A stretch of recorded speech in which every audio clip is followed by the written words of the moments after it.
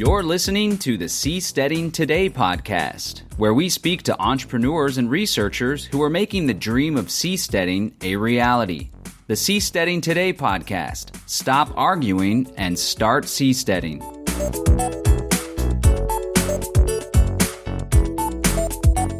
Hello, Seasteaders. Today, I am happy to have Nathalie Mezza-Garcia, complexity scientist and founder and CEO of Sophia, a consulting firm for floating architecture projects. She is also the former Seavangelesse for Blue Frontiers and their floating island project in French Polynesia. I met her when I volunteered for Blue Frontiers a few years ago. Welcome, Nathalie. Hi, Carly. Thank you very much for having me here. Well, thank you for coming on the podcast. And I'd like to start with talking about complexity science and how studying complexity science led to you studying seasteading. Okay, sure. So I think it all started by recognizing what are the implications of dealing with systems that are complex. So a complex system is a system that has many parts, a huge diversity, a ton of non-linear interactions, so unpredictable things that don't really have just one cause, and you cannot really have direct cause-effect relations. And when you realize that human societies are complex systems, then I just started thinking as a complexity science, whereas representative democracy was the best way in which we should organize human societies, because, well, what you have when you have a representative democratic system is an assumption that once you implement certain decisions upon the world, things will follow as you expect them. So I got to seasteading by trying to find new ways in which, or new means through which human societies could organize, or better said, self-organize. And after spending a good couple of years looking at digital systems as possible ways to mediate human decision making, then I realized that many successful examples of things like direct online democracy didn't really work, or didn't really do what they were supposed to, because at the end, to implement decisions upon the real world, you had to resort to representatives anyway. So I realized that if we want to improve current systems of decision making, we have to change the relation we have with territories. And that's how I got to seasteading. You just stated that so clearly and so perfectly. That was, after, years of trying to grasp what was wrong and why it didn't feel like government in the US, where I am, is working. You summed it up perfectly, that it's dissatisfying. And so trying to find new solutions is the way to go. So thank you. Oh, no, thank you for being so sweet. So as Seavangelesse for Blue Frontiers, you were spokesperson for their floating island project. Can you tell us some of the lessons learned that from being involved with that project? Yeah, I was the international spokesperson. I didn't have anything to do with relations within French Polynesia. So I didn't have any, in a way, jurisdiction there. But I really, despite not having jurisdiction there, it was very clear to me how important local stakeholders have in a project. So I learned, or it just got confirmed, one of the things that I already knew through complex systems is you have to focus on the local level, because that's where all interactions truly happen. The rest, what you have at a global scale, is emerging dynamics, emerging social relations, emerging political and economic systems. But what you really have to focus on is in the local level. And I learned, or I saw, that the project the project really lacked true engagement with the local community, with the local interests, with the local culture. And I created Sophia, not as a direct consequence of what I saw, but as an opportunity to do things how I would do them. So as a CEO of the company, I have jurisdiction in direct decision making into how things are done. And that's why one of my five guiding principles in a way is local community, local relation. That's different from local funding or having international funding. You can have a project that is internationally funded, yet it's made, if not for local people, at the least based on local social, economic, political relations. So it's not that a project has to be entirely locally focused in the type of tenants it targets, but it does have to have a coherence between what's the local culture and what's the type of services or type of tenants that you are trying to attract. So that was one of the things that I learned the most there. Right. And so, when I started volunteering for Blue Frontiers, I was in Austin, Texas, and a political activist there. And there had been a recent issue with Amazon trying to find their new headquarters, and the city of Austin had applied, and they offered all of these tax breaks. And I was on the side of, don't give this huge corporation a bunch of tax breaks, because that's going to put a burden on the rest of the locals for many years, and we don't have a guarantee that the corporation will stay. So I was on the side of not having these outside companies come in, and then with Blue Frontiers on the side of, oh no, please let us come and see, we can work with you and improve the economy there. And so, yeah, it makes sense that you have to be an ally of the locals, and there's so much there with just, there's different cultures that have different openness to newcomers, or to the type of economic regulation that we would need for seasteading. So is there any more to say about that in particular? No, I think you've touched a very interesting point. I think that we can both agree that it all comes down to, it depends. Something that one location might be very open to might not work in a different location. Some cultures are more open to than others to certain ideas. Others are more closed. Others have certain reasons to back it. In my PhD thesis, which I did about the floating island project, actually, I discussed something that I called waves of cross-temporal and cross-spatial events. And I was able to see or to explain why exactly, or one reason, few reasons, why French Polynesians, just generalizing them, I shouldn't, but why in general French Polynesians didn't really want the floating island to be placed in their lagoon. And one reason has to do that about 200 years ago, they started to suffer a lot from waves of settlers and colonization. And even their environments was very disturbed with, for example, with French nuclear testing. There were between approximately 181 nuclear tests taking place in French Polynesian islands, and this was done with the consent of the government and against the will of the local population. And these nuclear tests even caused a tsunami, because they were under the atolls, under the islands, and one caused a part of an island of Mururoa to break, and it caused a tsunami.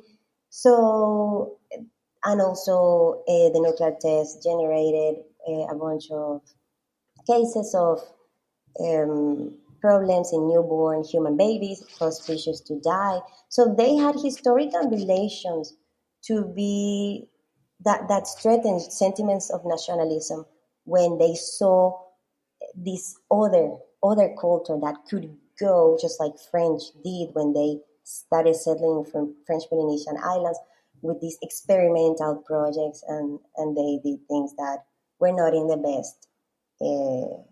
Right. So, I mean, I can imagine that's very traumatic. Yeah. On a societal level. Exactly.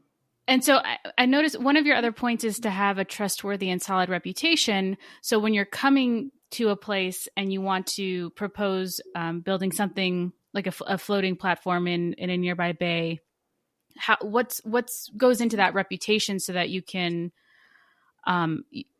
you can confirm with them that you don't want to harm anyone, or what are some of what does it mean to have a solid reputation when trying to approach a new community about accepting seasteading technology? Well, I think it goes both ways. No, these projects have many stakeholders.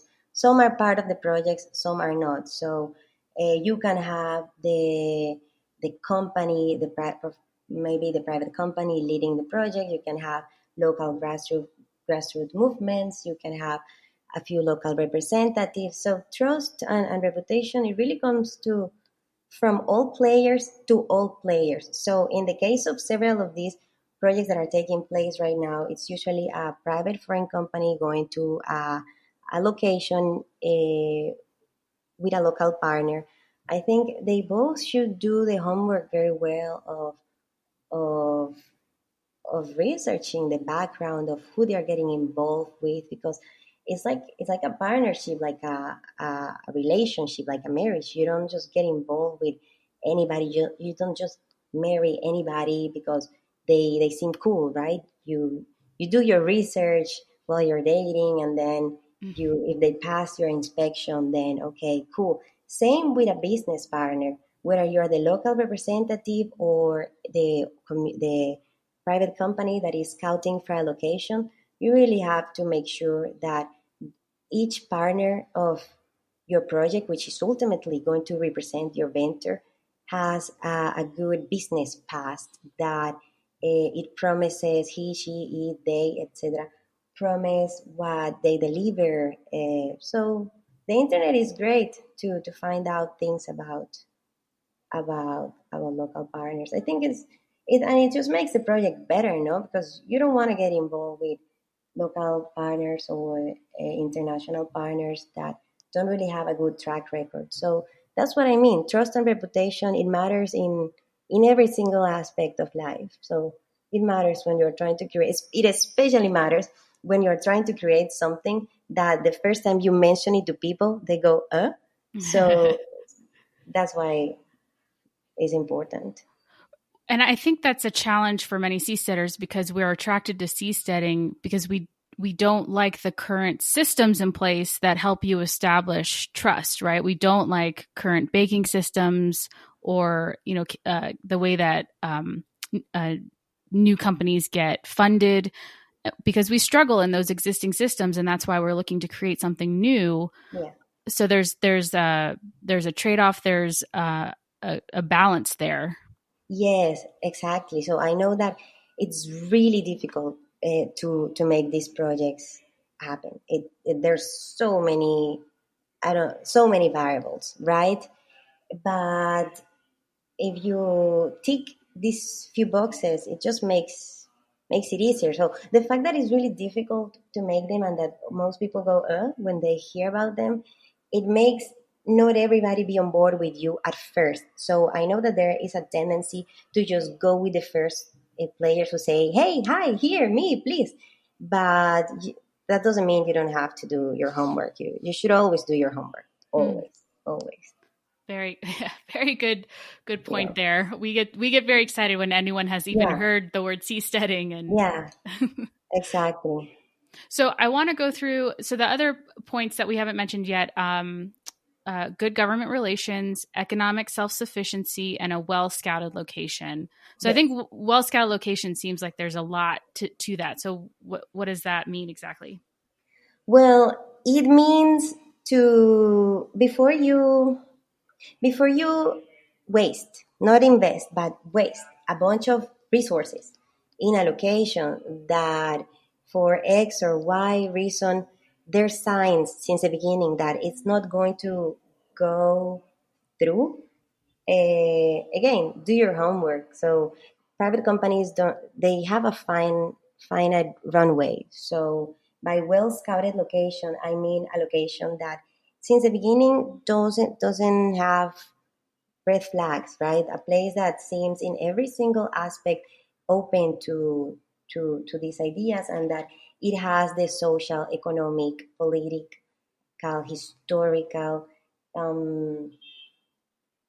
indications that, yeah, this could work out here.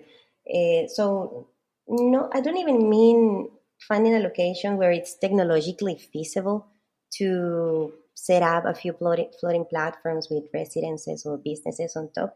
Because what I've learned is that that's actually the easy part. Is the political capital that is difficult. Is the social capital where you'll find most challenges. So even though a well-scouted location could seem as a location search in terms of geography, water depth, waves, etc. Currents, I actually mean social, political, economic things. So you just have to make sure that whatever location you are looking at, it has coherence among all these aspects, and that just listen to any red flags you have. Just don't ignore them because you think that what you're doing is really cool. And I think that's the best way for these projects to be successful, just to try to make things that are coherent in every sense. Sure. And so that can lead us into Sophia and the services that Sophia will offer. So tell us a bit about the inspiration for Sophia. Yeah. So after having researched in depth a lot for the PhD about every single previous seasteading attempt that there has existed, from the first cases of Minerva Reef to even literature with islands like Ben Salem and things like that, to ocean builders passing through the French Polynesia project. After having researched what went wrong in all of those cases and what were the problems, um, I decided to take a more practical approach. I've never been really a person that is more fundamental when it comes to ideologies. I think that when you have something that is so complex, you just have to break it down and focus on the business, right? On the business case. Okay, I have this long-term vision, cool, but what can I actually make? What is feasible to do right now in the short term? So at Seaphia, which is my biz dev and consulting company for floating architecture projects and for special economic zones, I focus on doing the homework. I know I've said this a lot, but on doing market studies to test out if there's demand in a location. I also offer a very unique service which is complexity analysis, just to see, okay, what is the situation that we're facing, and based on that, what are the leverage points that we can tackle, that we can address to make this more to make this easier to navigate. There's also the typical legal studies where you find out that when you're doing this project, you're actually dealing with a system that is nested, that has multiple levels of jurisdictions and tangled regulations among them. So you really have to know what's the legal environment where that you're dealing with, and we offer those services too. Community engagement plans to get to know, okay, what's the social space here, what's the culture, and what can how can we get to a middle point, how can you as a business person leading this project can get to a middle point between what this location desires and what your investors are searching for. So that's basically what we do at Sophia. I take a very just straightforward business, sometimes even real estate or simply regulations separated approach to making either floating developments or other type of or special jurisdictions. And right now I'm working on a very cool project. I cannot say much, but it's a floating blue clean tech accelerator, because as all of your listeners and as you must already know, I don't think I have to explain, but if we want to create floating developments on the ocean, then you have to propel the entire blue ecosystem. So I think that an accelerator, a blue clean tech accelerator, can really help early stage startups to move in that direction, or at least to create awareness of these new technologies for energy, wastewater, renewables, biomaterials, etc. And it can help. So it's a project that ticks two boxes. On the one side, it generates awareness of issues that can be addressed in coastal areas with floating buildings. And at the same time, with the accelerator on the floating building, it propels the entire blue clean tech ecosystem in the location that we are looking at. So it's just a way to be practical and very business focused as opposed to anything else about how to make these projects happen. Sounds great. So can people reach out to you directly if they have a business that they want to launch?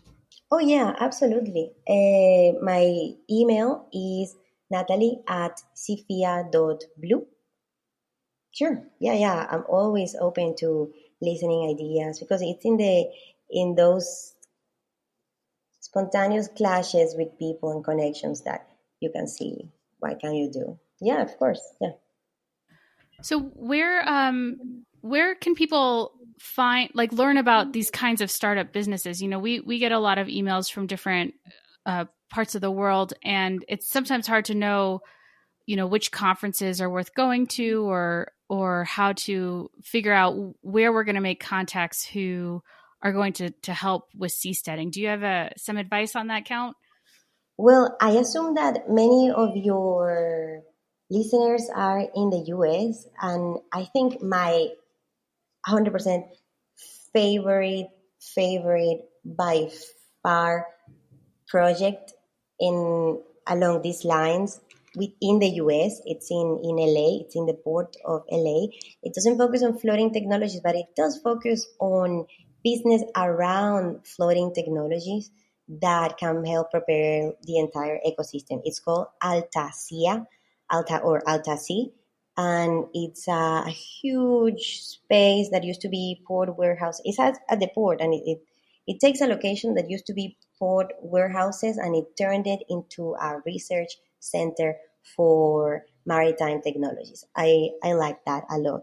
On the other side, if you're more interested in the governance and the special regulations aspect of seasteading, then I think well, two favorite resources. One, you can go to the Seasteading Institute. If you're listening to this, you're already here, so cool for that. And the other is the Startup Societies Foundation. By the way, we launched yesterday a journal, the only journal focused, academic peer review journal focused on special jurisdictions. We focus on this first issue on non-territorial forms of governance, and there's an article by Brad Taylor and Patrick Friedman actually that has a very cool section on seasteading and how could entrepreneurial entry in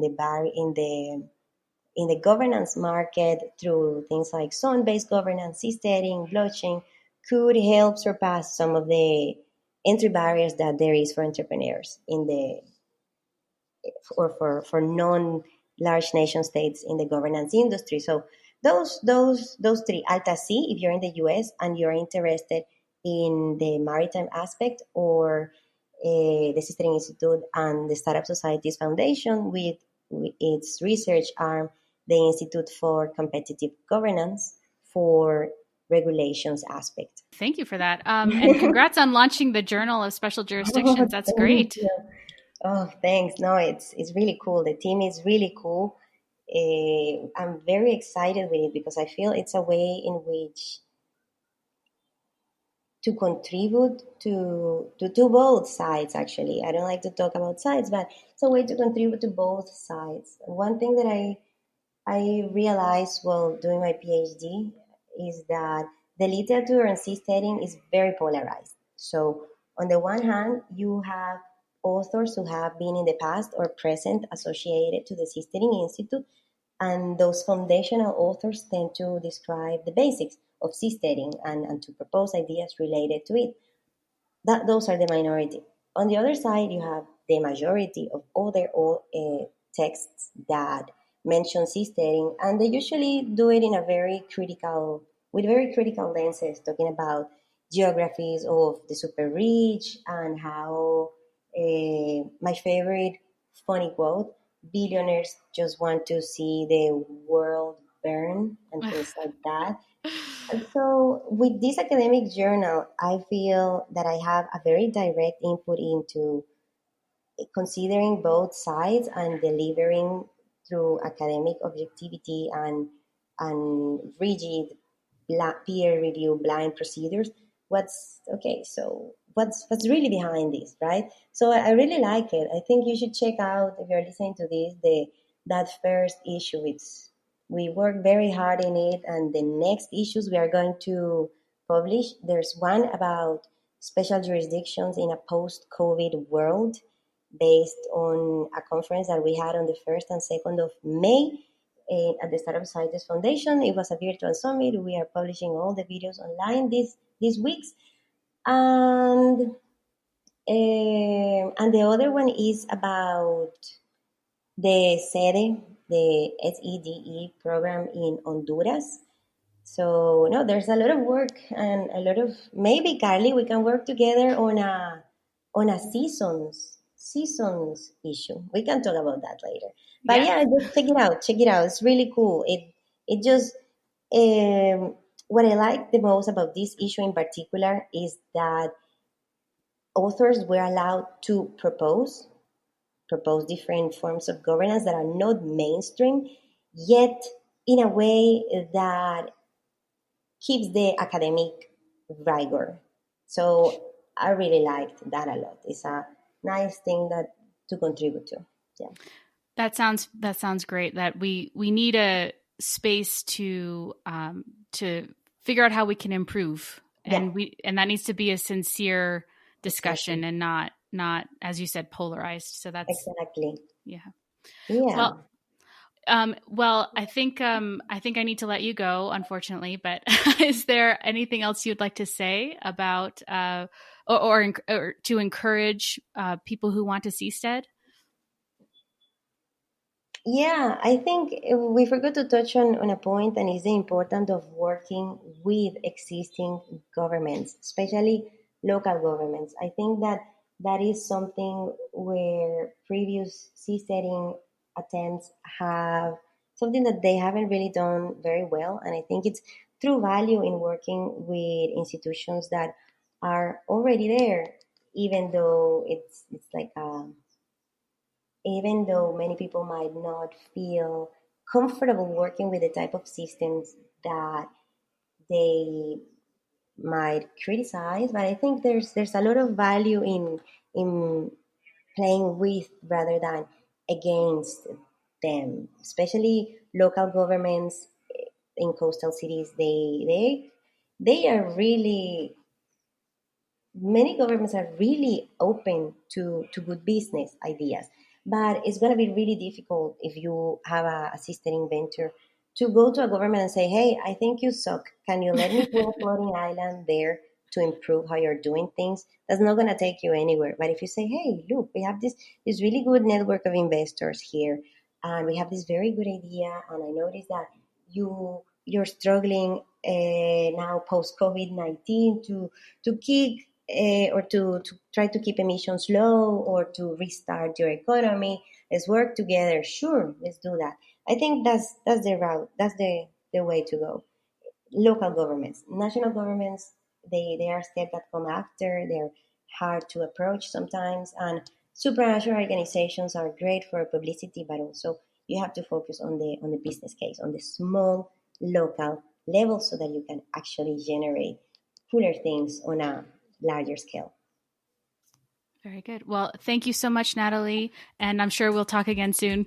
Yes. Thank you very much, Carly. Have a very nice day. You too. Bye. Bye.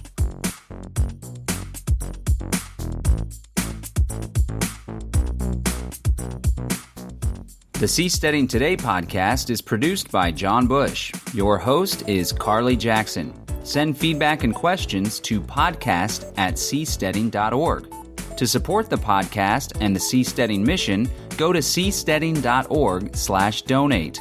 If you'd like to learn more, read the book, Seasteading: How Floating Nations Will Restore the Environment, enrich the poor, cure the sick, and liberate humanity from politicians. Be sure to subscribe to our podcast feed, and we'll save you a spot on a seastead.